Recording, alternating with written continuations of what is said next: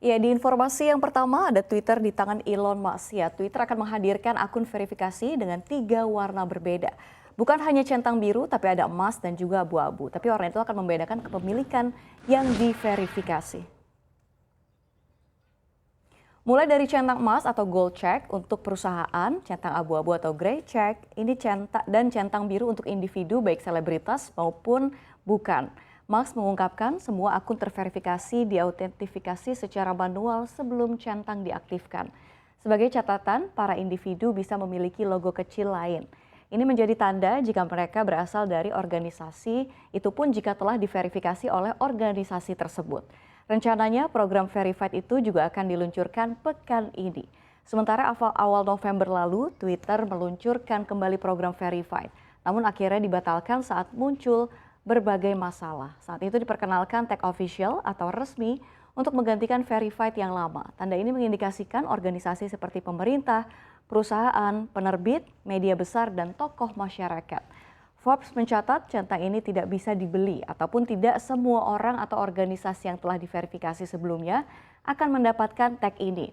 Sehingga Twitter dalam satu akun akan ada 2 centang, satu centang biru seperti yang ada sebelumnya dan di bagian bawah nama akun akan ada centang lagi bertuliskan official.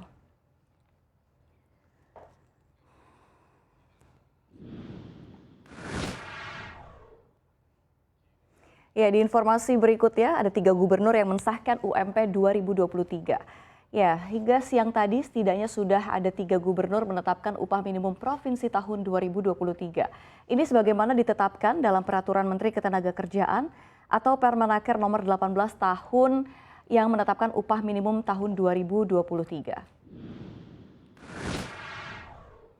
Dalam Permenaker tersebut, Menaker Ida Fauzia menetapkan formulasi penetapan kenaikan upah minimum khusus untuk tahun 2023 dengan batas maksimal kenaikan 10%. Hingga siang ini, UMP yang telah disahkan ditetapkan adalah untuk Banten. Gubernur Banten Al-Muktabar menetapkan UMP Banten tahun 2023 sebesar Rp2.661.000. Dan kenaikan ini sebesar 6,4% dibandingkan UMP tahun 2022 yang sebesar 2,5 juta. Sementara itu Gubernur Jawa Tengah Ganjar Pranowo memutuskan UMP tahun 2023 sebesar 1.958.000 atau naik 8,01% dibandingkan UMP tahun 2022 yang sebesar Rp1.812.000. Kepala Disnakertrans Provinsi DKI Jakarta Andriansyah mengungkapkan kenaikan UMP 2023 DKI Jakarta sebesar 5,6% ke level 4.900.700-an. Artinya saat ini provinsi yang menetapkan kenaikan tertinggi adalah Jawa Tengah sebesar 8,01%. Angka itu mendekati batas maksimal kenaikan yang ditetapkan Menaker Ida Fauzia yaitu 10%.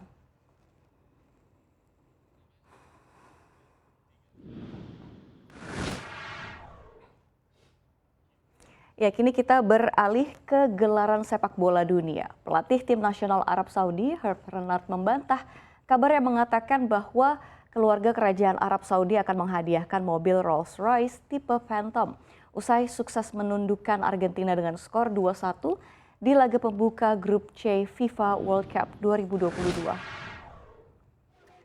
Hal serupa pun disampaikan oleh salah satu penyerang The Green Falcons, julukan timnas Arab Saudi, Saleh Al-Shehri. Menurutnya hal tersebut tidaklah benar. Dirinya berujar, dia dan tim bertanding untuk membela negara dan melakukan yang terbaik. Sebelumnya salah satu pebisnis asal India, Suhail Seth, melalui akun Twitter resminya mengatakan bahwa Pangeran Muhammad bin Salman Al Saud memberikan setiap pemain anak asuhan Herve Renard di Piala Dunia 2022 tersebut mobil Rolls-Royce tipe Phantom dan uang sebesar $1 miliar.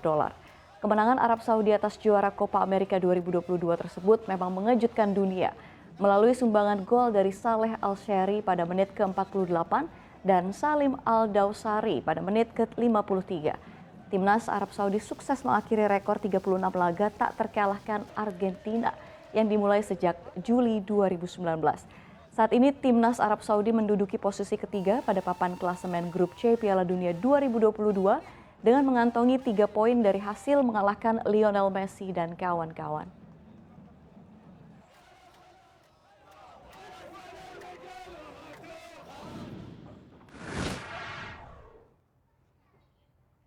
Di informasi yang terakhir, guncangan ekonomi global membuat sejumlah negara berada di ujung jurang resesi.